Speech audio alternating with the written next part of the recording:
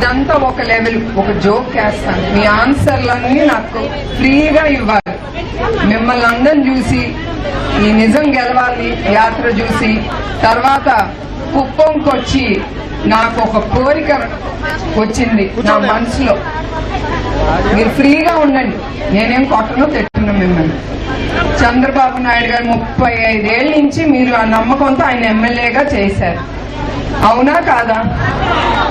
ఇప్పుడు నాకు ఒక కోరిక కలిగింది, ఆయన్ని కొంచెం రెస్ట్ తీసుకోమని నేను నుంచుందాం అనుకుంటున్నాను.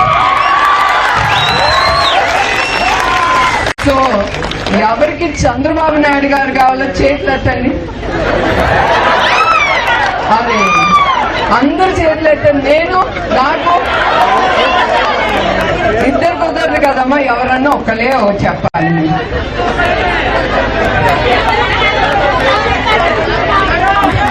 నేను ఇది ఊరికనే అంటున్నాను, నేను ఏది చేసినా నా మనసుకి తోసేది నేను చేస్తాను. నాకేదో ఈ పోస్ట్ కావాలి ఆ పోస్ట్ కావాలని మాత్రం కాదు, నాకేం అక్కర్లేదు. మా ఆయన నన్ను బాగా చూసుకుంటారు, నేను చాలా సంతోషంగా ఉన్నాను. నా కంపెనీలో ఇట్లా మిమ్మల్ని అందరినీ తప్పకుండా కలుసుకుని నేను సంతోషిస్తాను.